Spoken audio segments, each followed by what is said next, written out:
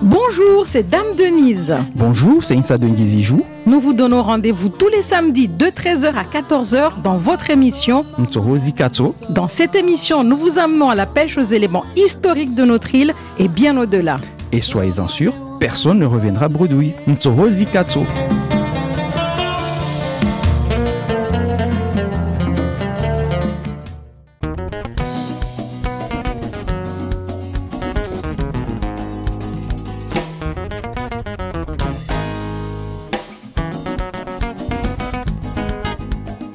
Bonjour à tous, soyez les bienvenus sur Maët la Première. Je suis Dame Denise et je suis une nouvelle fois ravie de vous retrouver ce samedi, toujours en compagnie de mon compère, l'historien Insa Denguizijou, pour vous présenter un nouveau numéro de votre émission consacrée à l'histoire, à la culture et à la connaissance de la vie de tous les jours de la société mahoraise et bien au-delà de nos frontières par moments. J'ai nommé Ntsohozi Katso.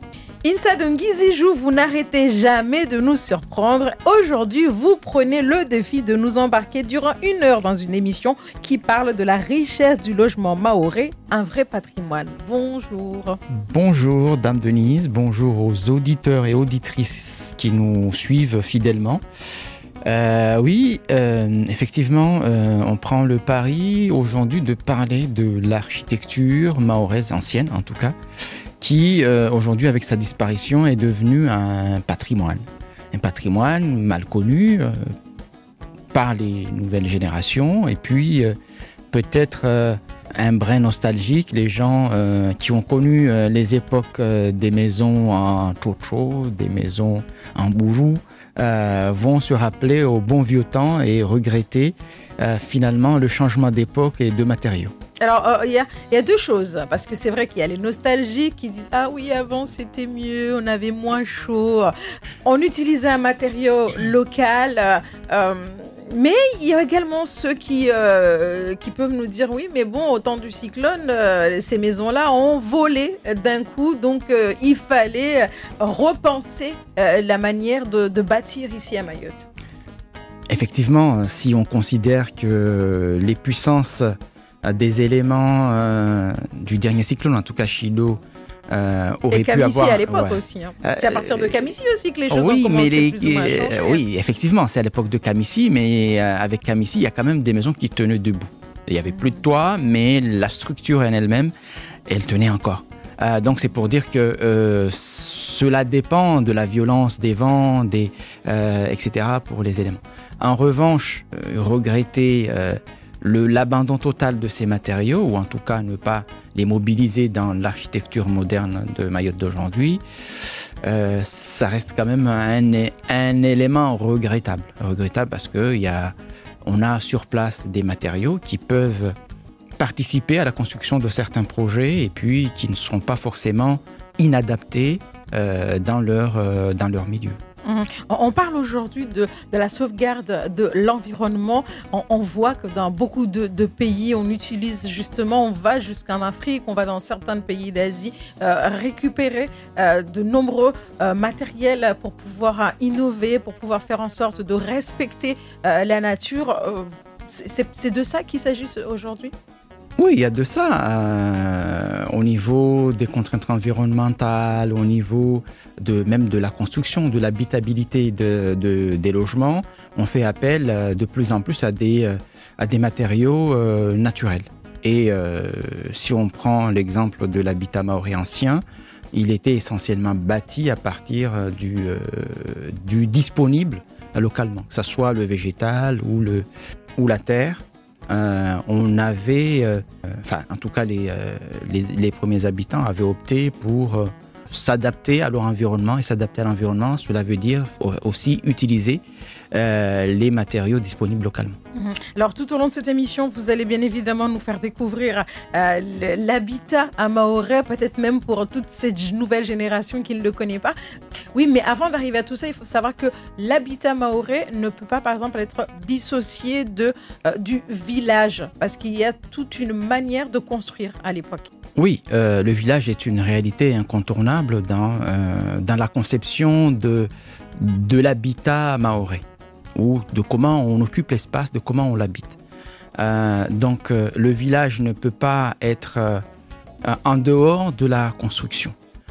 Si on voit bien, le village racontait aussi un discours autour de ça. Donc un regroupement d'individus, généralement sur une parcelle large, supposait des liens de famille c'est vrai qu'on connaissait plus ou moins toutes les personnes qui étaient là. Là, c'était Ma Flani, là, c'était Coco Flani et tout. On connaissait tous, en fait. Tout à fait. Donc, l'identité d'un individu est liée à l'appartenance à un village et l'appartenance à un village est liée à la possession d'une parcelle constructible. Et généralement, quand on fait l'état des parcelles à Mayotte, on s'aperçoit que finalement, on est voisins de même famille parce que l'installation de la famille se fait autour de la parcelle à bâtir.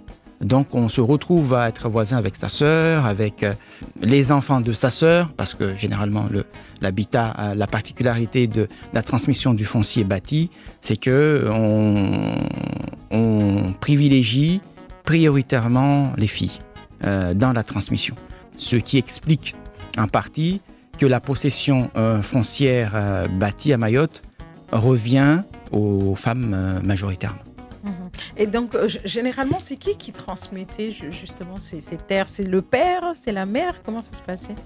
Dans un processus normal de transmission d'héritage, en tout cas lié au foncier, c'est la mère qui transmet à la fille. Il peut y avoir des exceptions où on a dans une famille un seul garçon, dans une famille d'une configuration d'une famille enfant unique, ou dans une famille où il n'y a que des garçons. Donc, naturellement, les garçons vont hériter, mais on s'aperçoit qu'à partir du moment où ils ont fondé une famille, s'ils ont eu dans leur mariage des filles, la parcelle qui a été transmise par la mère va être de nouveau transmise, mais à la fille. Donc, on rejoint un peu le schéma de la transmission par la fille. Donc, l'héritage foncier à Mayotte, en tout cas l'héritage foncier qui peut être bâti, urbain, revient à la femme. Alors, on a souvent cette impression avec l'islam, en tout cas avec l'arrivée de l'islam, que c'est souvent le père qui décide en fait de qui hérite. Est-ce que c'est qu'une impression ou est-ce que ça peut être une réalité aujourd'hui? C'est tout à fait vrai dans d'autres sociétés. Ce n'est pas le cas à Mayotte. À Mayotte, il y a, là aussi, il faut replacer l'arrivée de l'islam dans le contexte mahorais. Donc, quand l'islam arrive au 9e, 10e, voire avec son amplification au 14e, 16e siècle, on s'aperçoit que en tout cas ceux qui sont arrivés avec la religion musulmane ne cherchent pas à changer les codes, parce que ça serait extrêmement difficile. Donc, il reste sur la configuration de la transmission du foncier urbain à la femme. En revanche, si on s'inscrit dans d'autres sociétés, notamment les sociétés moyen-orientales, on s'aperçoit que la femme ne possède pas la terre, mais c'est l'homme qui possède le foncier bâti, en tout cas qui possède la maison et qui, après son mariage, fait venir sa femme dans sa maison. Ici, ce n'est pas le cas. C'est la femme qui fait venir l'homme dans sa maison. Et pourtant, on entend que c'est mon père qui m'a construit la maison, c'est ce que disent les femmes quand même. Le père construit, mais sans le foncier, il n'y a pas de construction possible. Après, dedans, quand on dit que c'est mon père qui a construit, et généralement, il y a les femmes qui donnent une grosse part dans la construction des maisons. Parce que parfois, c'est la réalité aussi de la société mahoraise, en tout cas ça l'était. Il y a un certain temps, c'est que l'homme étant volatile, parfois les femmes... On ne rentre pas dedans. Bon, après, c'est une réalité qu'on ne peut pas non plus mettre de côté. Donc, comme l'homme était volatile, la responsabilité de l'éducation et tout le reste revenait à la femme, et la femme assumait parfaitement cette mission. Donc, il ne faut pas nécessairement effacer la femme dans les travaux de construction, en tout cas dans leur financement. Et étant volatile, s'il fait plusieurs enfants dans tous les sens et qu'il n'a qu'un seul terrain, c'est compliqué à... Et justement, c'est ce qui facilite sa volatilité. Le fait que lui va chez l'autre, ça lui permet, une fois qu'il est parti, de ne pas avoir d'engagement. Et ça lui permet aussi de ne pas avoir de patrimoine, parce que lui, en réalité, il n'aura rien à transmettre. La transmission va se faire par la mère. Donc, ce qui encourage quelques configurations d'union polygamique, parce que l'homme est amené à déménager, ou en tout cas à aller chez la femme. Du coup, de ce que vous nous dites, Insa, l'habitat permet aussi de lire la société? Tout à fait. Donc, quand on regarde l'habitat mahorais, en tout cas avant sa transformation, on s'aperçoit qu'il y avait une certaine homogénéité. L'homogénéité dans le nombre de chambres qu'on avait, l'homogénéité dans la manière de construire et dans les matériaux. Ce qui dénote une société qui avait exclu, en tout cas dans l'ancien temps, la concurrence entre les individus pour avoir le plus grand bien, pour avoir, etc. Donc le nivellement par le milieu de la société mahoraise se lit également dans les logements qu'on pouvait apercevoir dans les années 80 à Mayotte. C'est-à-dire il n'y avait pas une maison plus grande que l'autre, il n'y avait pas un matériau différent de l'autre. C'est vrai qu'on avait cette impression qu'en fait toutes les maisons plus ou moins se ressemblaient, toutes les maisons elles avaient plus ou moins la même taille. Quand on rentrait à l'intérieur, on retrouvait plus ou moins la même configuration. Oui, et c'était... Enfin, du peu que je m'en souviens, je ne suis pas si vieille que ça. Mais... J'essaie de me le convaincre en tout cas. En tout cas, même les générations qui nous ont précédés n'ont pas vu le contraire de ce que nous, on est en train de dire. Et c'est aussi dans la culture locale en tout cas, avant les derniers changements des modes de société, c'était dans la culture locale de privilégier l'uniformisation pour ne pas créer de dissension, de jalousie dans une société qui n'avait pas nécessairement les moyens, mais on uniformisait la société par tous les aspects.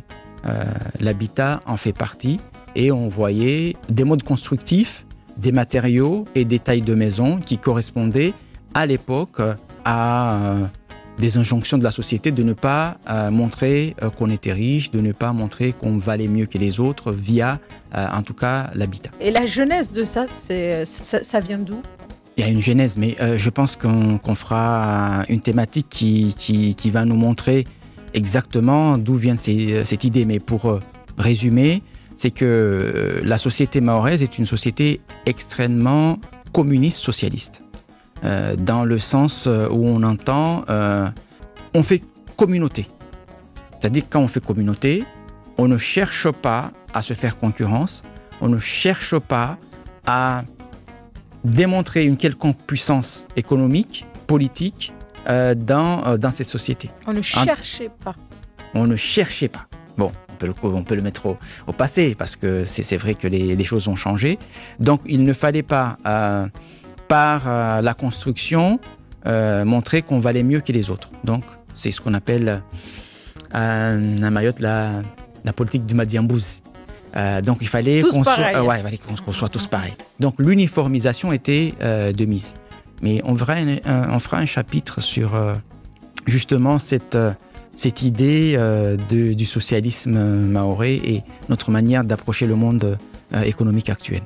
Et est-ce qu'il y a d'autres aspects qui permettent de lire la société mahoraise ? Oui, on peut dire que la possession d'une parcelle ou d'une maison, en tout cas, témoigne de l'enracinement d'une famille dans une terre ancestrale. Parce que la terre étant transmise de génération en génération, on est là dans une lecture identitaire de la maison, en tout cas de la parcelle. Il y a un autre élément symbolique qui atteste ce que je viens de dire précédemment, c'est que quand une femme accouche, généralement on enterre le placenta de l'enfant dans la cour familiale. Donc c'est pour asseoir les racines de cette famille dans cette cour familiale. D'autre part, être propriétaire d'une maison, c'est aussi avoir un statut et des droits dans le village. Donc il y a le fait qu'on est Monyeji ou Monyemji. Donc si on veut décomposer le mot, c'est le Monye propriétaire donc Monye qui veut dire propriétaire en français, et le Mji qui veut dire ville ou village. Dans une autre explication, on peut avoir aussi le terme de Monyeji, donc Monye c'est encore propriétaire, et Ji la voix, signifie avoir droit à la parole, à la décision dans une cité. Donc si on ne possède pas une maison, si on ne possède pas non plus une parcelle dans le village, c'est qu'on est étranger à cette entité. Par conséquent, la possession d'une maison, la possession d'une parcelle urbaine permet aussi de fixer les limites d'intervention et de prise de parole dans l'espace public villageois. Et justement, cette fameuse maison, cet habitat qui devient un patrimoine, comment est-ce qu'il peut être qualifié aujourd'hui? Parce que bon, souvent, d'ailleurs, j'en profite pour faire une petite dédicace à Madame Tambati qui en parle beaucoup, ou encore à Madame Romli, donc qui font en sorte qu'on se souvienne de comment c'était auparavant. Elles nous sortent beaucoup de termes lorsqu'il s'agit de parler de ces Nyumba. Il y en a énormément, contrairement à ce qu'on croit. Oui, il y a énormément. Rien que l'espace sur lequel est bâtie la maison, on peut déjà trouver toute une organisation qui met l'habitat dans un discours. Donc vous avez la parcelle qui appartient à une famille, à une identité, et puis vous avez tout autour, on va essayer de quand même délimiter la parcelle. Dans cet espace, on a l'espace domestique traditionnel, donc là où on habite, la maison. Et puis, il y a le mraba, la cour. Le mraba qui va en fait servir aux différentes activités de la famille. On distingue en fait 6 espaces dans la maison. Donc, il y a le fuko lamchubaba, pour ce qui concerne la maison. Donc, c'est la chambre des hommes. Il y a le fuko lamchumama, la chambre des femmes. Et puis il y a le mraba ou le shanza, l'espace ouvert, c'est la cour. Le baraza la wenze, c'est la véranda extérieure. Et enfin, vous avez le mraba washo qui correspond à l'ère des toilettes. Donc rien que ça nous démontre une richesse d'un petit espace qui pour l'étranger représenterait juste la maison, mais pour les personnes qui l'habitent, c'est plus qu'une maison. Alors moi, il y a quelques minutes, là, j'ai cité ces 2 grandes dames gardiennes du patrimoine à Mayotte, que ce soit Madame Romli ou que ce soit Madame Tambati. Et souvent, elles nous font part également du fait que dans les shanza que vous venez de dire, le shanza n'est pas un lieu, n'est pas un espace vide en fait. Il y a en plus des choses qu'il faut absolument faire reconnaître à la nouvelle génération ou même qui nous rendent nostalgiques aujourd'hui. Oui, le shanza, c'est tout à fait vrai que c'est pas un espace vide, mais c'est un espace qui est habité malgré l'absence d'une construction. Et on le voit pratiquement que ce shanza n'est pas accessible. C'est-à-dire déjà, il y a une délimitation entre le dehors et le dedans. Ce qui amène à avoir des règles, comment on pénètre dans le dedans. Et la règle, quand on rentre dans une cour à Mayotte, en tout cas quand il y avait des cours, c'était le hodi, s'annoncer. Par le hodi, c'est-à-dire c'est comme le toc-toc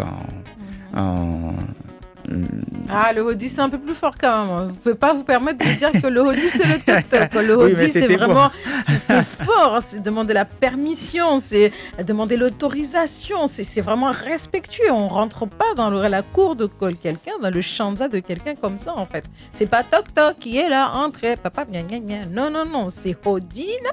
Et puis avec le caribou, c'est vraiment l'accueillir, lui donner l'autorisation de rentrer dans notre espace. Ce que aujourd'hui les Mafdjari ne le font pas.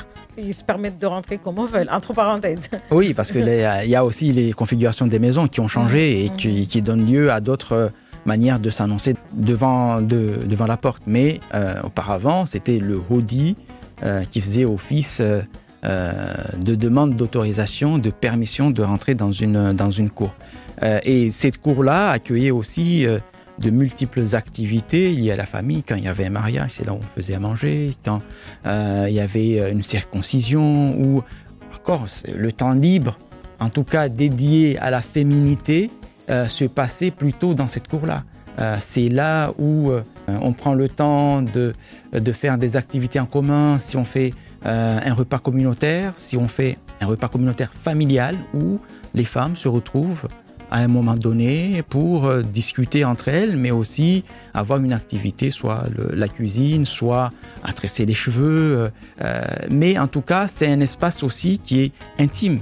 Et cette intimité-là est liée aussi à la femme qui vit à l'abri des regards.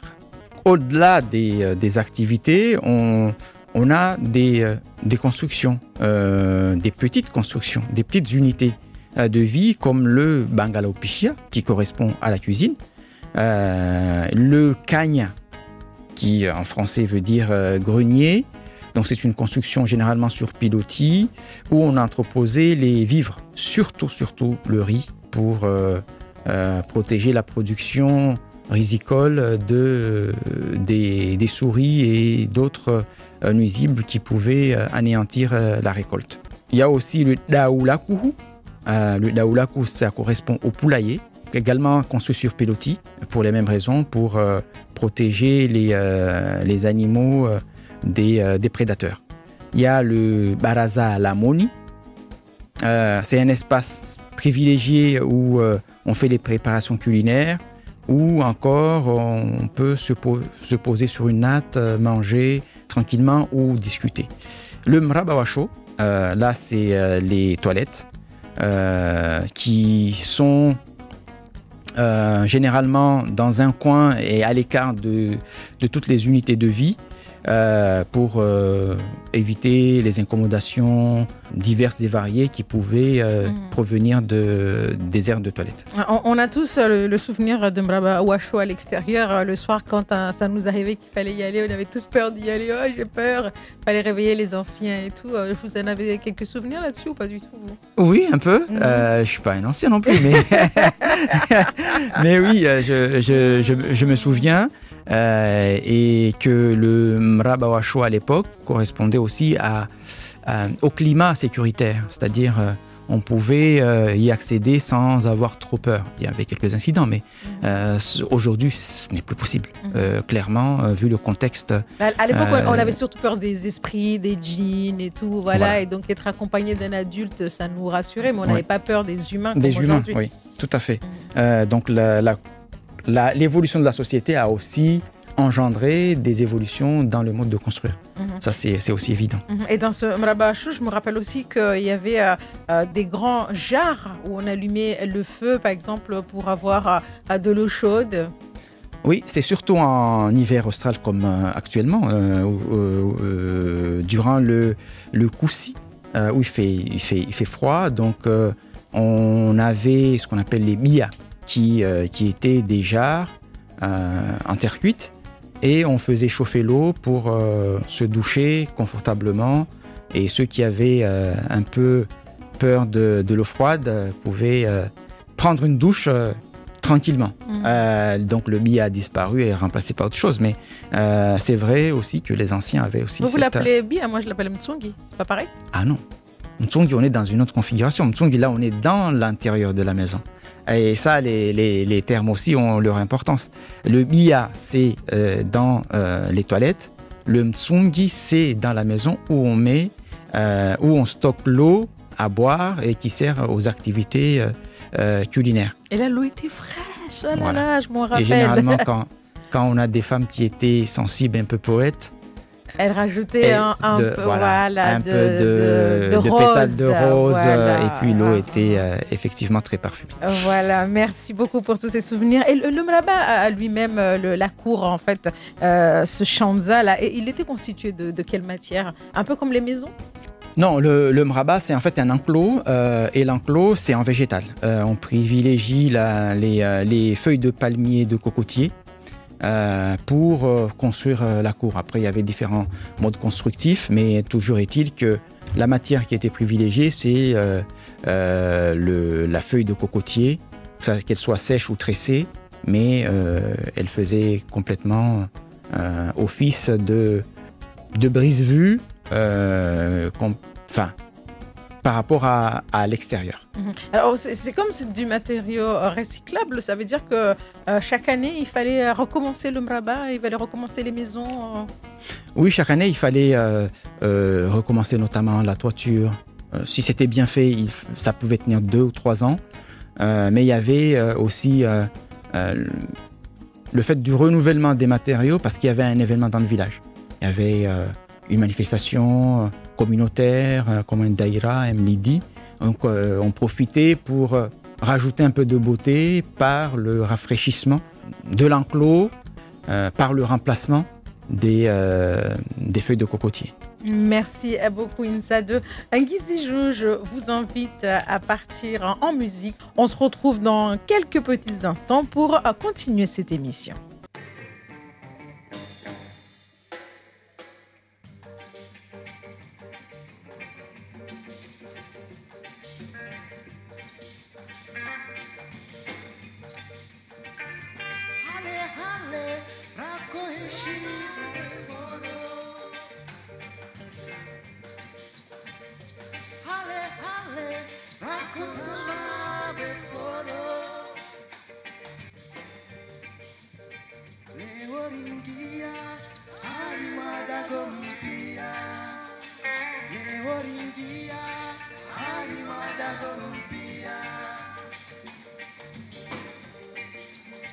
Nyumba nzuri banga banga,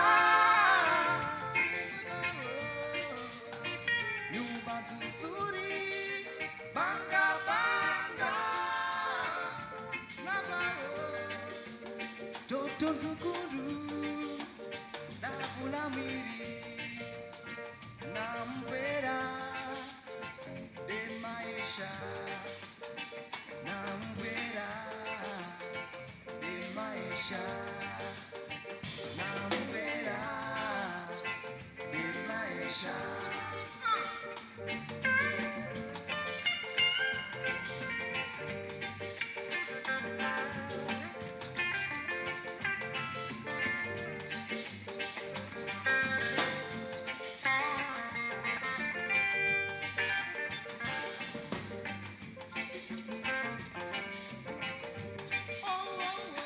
Wawalawa aliwasenda la simu,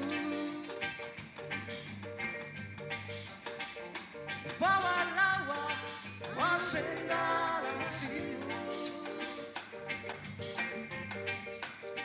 toto tukundu para la simu, toto tukundu para la simu.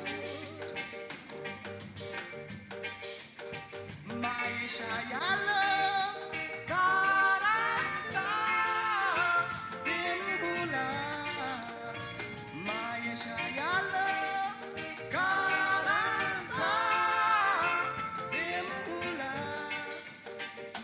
tunjugudu deirange waitahua ya maisha.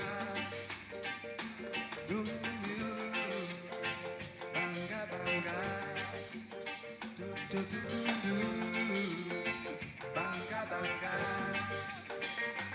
oh oh oh oh, mama, oh oh oh oh, banga banga, oh oh oh, banga banga. Rebonjour à tous qui êtes à l'écoute de Mayotte, la première. Dame Denise au micro avec vous. Je suis comme d'habitude accompagnée ce samedi de mon compère l'historien Insa de Ngizijou qui nous fait l'honneur aujourd'hui de nous présenter l'habitat mahorais. Et oui, vous avez l'impression, vous êtes certainement en train de nous dire mais non, on sait tout sur l'habitat mahorais. Eh ben non, il y a beaucoup de choses qu'on ne connaît pas.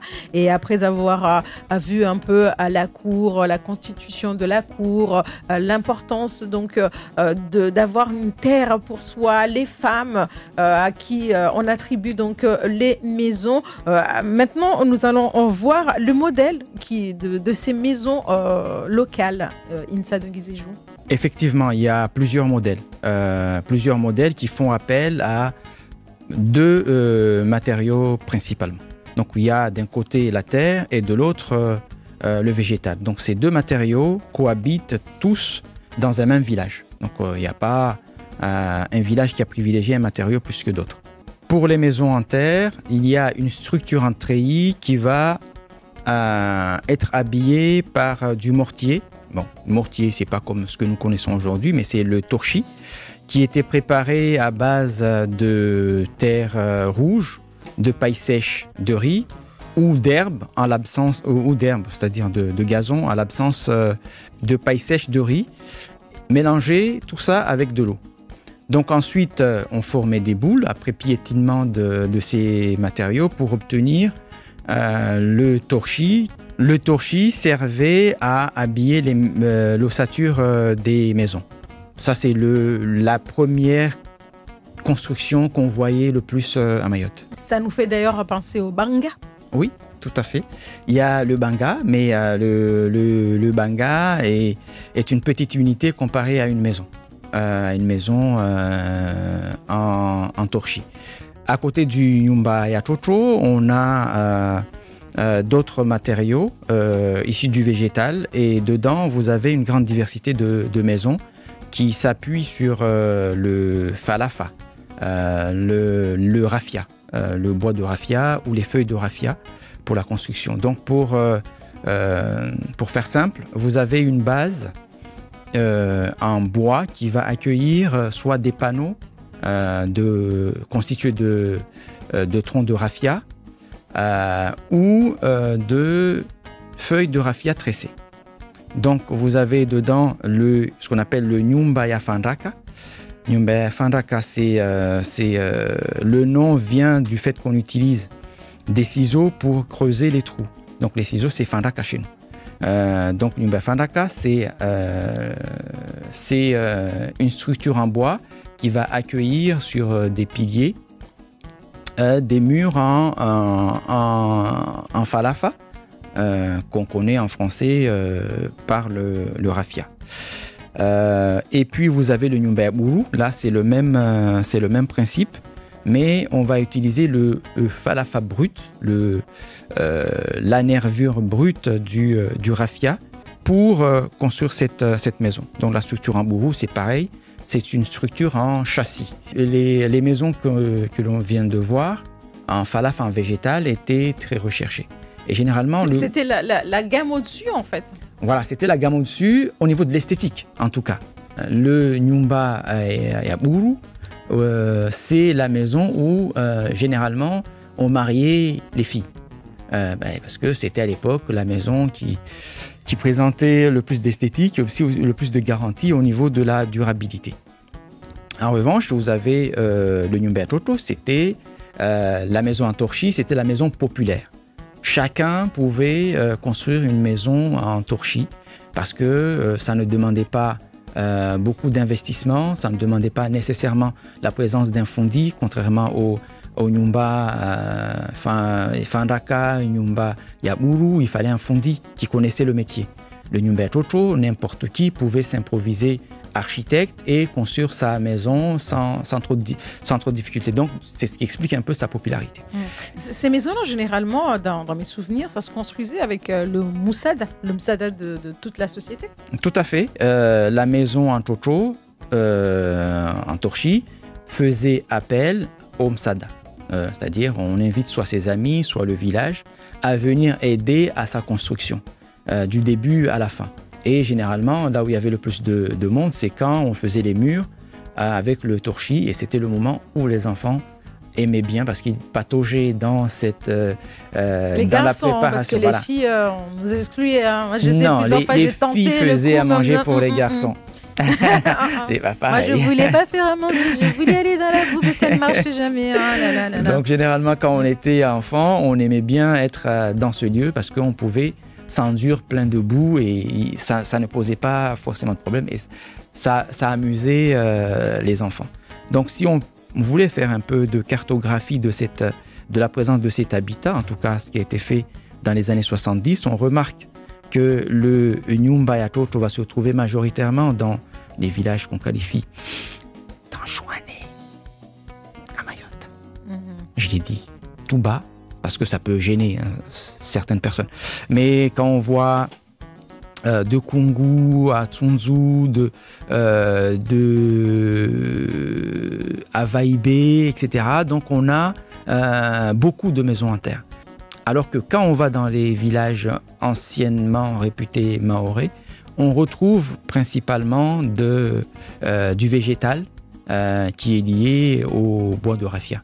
Donc vous allez à Akwa, à Mtsamboro, à Mjago ou à Sada, vous avez majoritairement du raffia. D'ailleurs, ce fameux raffia, moi j'ai une enfance aussi à Mtsangadoua avec mes grands-parents. À l'époque, on appelait ça du mvangati. C'est pareil? Oui, falafa ou mvangati, c'est des termes malgaches. Et les termes expliquent aussi que c'est aussi un mode constructif qui a été amplifié par l'arrivée des sacs à lave. Parce que vous allez à Madagascar, vous allez trouver aussi des maisons en falafa ou en mvangati. Donc c'est aussi, quand on dit que l'habitat, c'est aussi un discours sur les origines, là on est plein dedans. C'est que la présence d'une forte communauté malgache ici depuis très longtemps a expliqué aussi le développement des constructions en végétal liées au raffia dans les villages Chibuchifon. Vous parlez de Mtsangadoua, de Akwa, d'une partie de Mtsamboro ou dans d'autres parties de l'île. Ça explique aussi cette présence sakalava ici. Est-ce qu'il y avait aussi des modèles encore moins coûteux que le Nyumba Toto, par exemple? Effectivement, il y avait, à côté de tout ce qu'on vient de voir, des habitations réputées bon marché. Donc, chez les plus démunis, il y avait 4 modèles. Il y avait le Nyumba ya Kupamba. Donc, c'est une structure identique à celle du Kanya. Donc, on dégrossissait la nervure du raffia pour obtenir une lame qui servait à construire le Nyumba ya Kupamba. Il y a également le Nyumba ya Keti Keti. C'était un modèle assez rare, mais visible dans certains villages. Donc le Keti Keti, c'est un mot malgache qui désigne le palmier sauvage, qu'on appelle en shimaoré le mranda. Donc on va utiliser les tiges du mranda, le phénix en français, pour bâtir des panneaux et les monter sur un châssis. Donc on pouvait voir ces maisons-là à Bambo Est et à Kanikeli par exemple. Le Nyumba ya Masatsa, c'est des maisons plein pied qui faisaient appel aux feuilles de cocotier sèches, et on plantait dans la structure les feuilles de cocotier qu'on avait ramassées. Donc ça nécessitait pas forcément beaucoup de travail. Donc c'est le même mode de construction que le mrab à l'enclos. Et puis pour finir, vous avez le Nyumba ya Mtsebe. Le Nyumba ya Mtsebe, c'est à base d'une ossature en bambou et des feuilles de cocotier tressées. Ce sont les 4 modèles de construction assez bon marché. Alors, quand vous dites bon marché, ça veut dire que ça avait un coût de faire ces constructions? Parce qu'on a souvent l'impression que il suffisait d'avoir un champ, d'aller dans son champ, d'aller couper les mvangati, d'aller couper les mrandra, ainsi de suite, de trouver de la terre et puis de construire sa maison, de demander de l'aide aux voisins et de construire sa maison. Oui, ça avait un coût parce que parfois on ne maîtrise pas toutes les techniques, et auquel cas il faut faire venir une personne qui s'y connaît, mais aussi le fait de la charge de travail. Quand il s'agit de construire une maison en terre, il faut s'imaginer qu'il y a toute la phase préparation et la recherche de matériaux. Alors que le mranda, par exemple, on pouvait avoir ça en bordure du village, alors que quand on veut construire en terre, il faut aller se rendre dans les forêts pour trouver le bon bois pour faire l'ossature. Alors, bien évidemment, on ne peut pas finir cette émission sans parler du banga, ce fameux banga où à Mayotte, on en a tellement parlé avec le rite de passage, notamment pour les garçons. Oui, c'est un terme qu'il faut remettre au goût du jour pour ne pas l'assimiler à tout ce qu'on voit actuellement, les maisons en tôle. Les maisons en tôle ne sont pas des bangas. Le banga de Mayotte, c'est une garçonnière, si on veut faire simple. Et étymologiquement, le mot banga tire son origine du kikongo, qui veut dire plafond, soit un toit sur la tête. Donc, on voit bien que la définition qu'on peut avoir aujourd'hui, en tout cas qu'on essaye de donner au mot banga, ne correspond pas à la réalité et à l'origine du mot banga. Donc c'est une construction qui est la colonne vertébrale du garçon, en tout cas de sa jeunesse et de son adolescence à Mayotte. C'est une construction juvénile qui fait appel à plusieurs significations sociologiques pour ses aspects artistiques et esthétiques. Parce que le banga n'est pas seulement une maison où habitent les jeunes, il y a également derrière les propriétaires des bangas toute une recherche d'esthétique et d'artistique. C'est là où ils pouvaient s'exprimer en fait. En fait, c'est un lieu d'expression. Les murs des bangas sont un lieu d'expression. Et c'est d'autant plus vrai que dans les années 80, on commence à recueillir les effets de la scolarisation des années 70. Donc, on veut s'exprimer par l'écrit, par le dessin, par l'image. Et les jeunes Mahorais vont s'emparer de leurs murs de banga pour en faire des livres ouverts. Les murs, généralement, sont le reflet des personnalités qui occupent les bangas. Voilà, c'est ça, c'est là où je voulais venir. C'est que très souvent, lorsqu'on voyait ce banga, on se demandait quel genre de jeune homme vit ici, qu'est-ce qu'il a envie de montrer, qu'est-ce qu'il a envie de faire pour attirer les jeunes filles aussi, parce que c'était ça aussi. Oui, il y avait de ça. La séduction par l'esthétique était centrale dans la réflexion des jeunes garçons. C'est-à-dire, au-delà de la parole, on peut discuter avec une jeune fille. Il y a une démarche esthétique, c'est-à-dire, regarde comment je suis beau, regarde comment je sais écrire, regarde comment je sais dessiner. Regarde comment je prends soin de mon banga, comment je l'habille, comment je le colorie. Rideaux, ouais. Ça sent celle qui allait dans les bangas. Ça, je sais pas. Moi, j'ai rien dit, moi. Et les parents, ils avaient un droit de regard de ces bangas? Oui, les parents, ils avaient un droit de regard parce que généralement, le banga, ce n'est pas une maison, c'est-à-dire on n'a pas toutes les dépendances qui vont avec. Donc, le jeune garçon, il vient chez sa mère faire sa toilette le matin, avant d'aller à l'école, avant d'aller à l'école coranique aussi. Donc, on a un regard par le fait que le jeune garçon, il doit rentrer tôt le matin pour faire sa toilette. Il y a un droit de regard aussi parce que les parents connaissant la maison, souvent, ils vont faire un tour pour voir ce qui s'y passe. Donc voilà, c'est pas l'indépendance absolue, mais comparé aux filles, ça reste un espace quand même d'expression et de liberté. Merci à beaucoup Insa de Ngissijou pour avoir une nouvelle fois accepté de partager votre savoir avec nous. On se retrouve la semaine prochaine pour une toute nouvelle émission. Ce sera la même émission, mais cette fois-ci en version mahoraise. On se quitte avec la citation du jour. L'ignorance de l'histoire de son peuple est une forme de servitude. Bonne journée à tous et à samedi, Insa. Bonne journée, à samedi.